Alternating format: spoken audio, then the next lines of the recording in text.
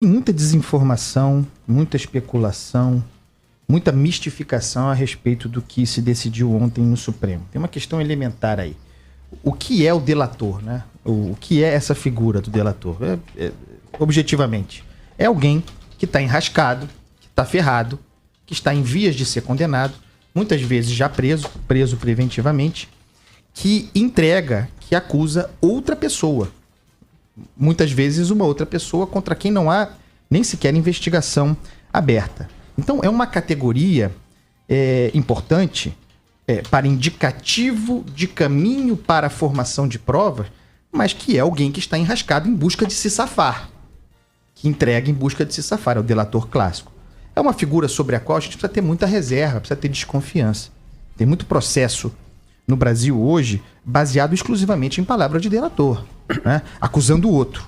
E isso é um perigo. Então o que se decidiu ontem é se o réu delator, num processo, portanto, em que haja co-réus e que um deles seja o réu delator, aquele que entrega, e o outro, o réu delatado, aquele que não se associou ao Ministério Público, à Polícia Federal, e que contra quem se atribui denúncias, né? Normalmente, os réus num processo, historicamente, antes da lei da delação, que é uma lei recente, de 2013, não havia hierarquia entre os réus, né? Era uma condição plana. Os réus eram iguais é ótimo. Os réus eram iguais. No entanto, a partir da lei da delação, houve uma lacuna de fala, houve um buraco de fala, não prevista pelo legislador, né? A partir de agora tem uma hierarquia. Para mim é muito clara, essa condição deixa de ser plana. Se alguém é réu como você, mas se associa à acusação ao Ministério Público para acusá-lo, esse alguém está numa posição de privilégio, uma posição superior. O que se reivindica, e é muito simples, sem nenhum prejuízo do processo e da futura condenação, é que, portanto, aquele réu que é delatado apresente suas alegações finais no processo depois do réu delator. É uma coisa muito simples. O ministro Alexandre de Moraes fez uma fala importante, abro aspas para ele. Não custa ao Estado respeitar o devido processo legal, contraditório e ampla defesa. Nenhum culpado, nenhum corrupto, nenhum criminoso deixará de ser condenado se houver provas, se o Estado respeitar esses princípios constitucionais. É uma mera defesa da Constituição, o amplo direito à defesa e ao contraditório, evitando que haja mais privilégios ainda para o réu delator em detrimento do réu delatado. Aí tem uma discussão também, Rodolfo, sobre se o Supremo teria legislado ontem, né? Sobre se ele teria feito uma lei avançando, portanto, sobre prerrogativa do parlamento. O que se votou ontem foi um caso concreto, um habeas corpus, matéria relativa a alguém. Não dá para fugir de um habeas corpus, é um direito fundamental, né? Então é o pleito individual de um sujeito à corte. O Supremo não tinha como não enfrentar, mas é muito importante deixar claro o seguinte, para evitar o histerismo que anda circulando.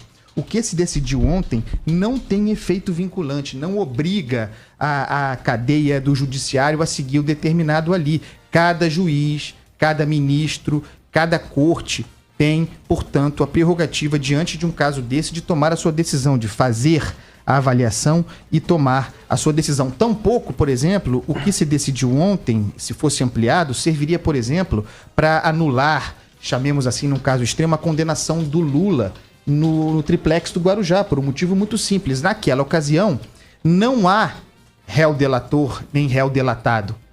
Só há um réu, de modo que essa decisão não se aplicaria ali. Então, o que ficou pendente para quarta-feira? Isso é importante, né? O julgamento não acabou. Houve a suspensão, falta o voto do ministro Marco Aurélio, com a promessa de ser retomada para tratar do alcance da decisão. O ministro Barroso, fez uma proposta ontem de que essa decisão só valha a partir de agora, portanto, para casos futuros. O Alexandre de Moraes, que abriu a divergência, pensa o contrário, ele acha que essa decisão precisa retroagir. E o Dias Toffoli, presidente do tribunal, disse que apresentará uma proposta de aplicação de extensão dessas sentenças, obviamente temendo o risco de que isso sirva para libertação em massa de condenados em circunstâncias como essa. Então, sem histerismo, temos que esperar a decisão de quarta-feira para ver qual vai ser a extensão. Um mero palpite. Acho que eles vão chegar a uma solução intermediária para que essa decisão alcance apenas aqueles réus que, na ocasião, lá atrás, fizeram, por meio de suas defesas, o pedido para apresentar as suas alegações finais depois do réu delator. Quem não tiver feito isso não será beneficiado. Isso restringe muito o alcance da decisão.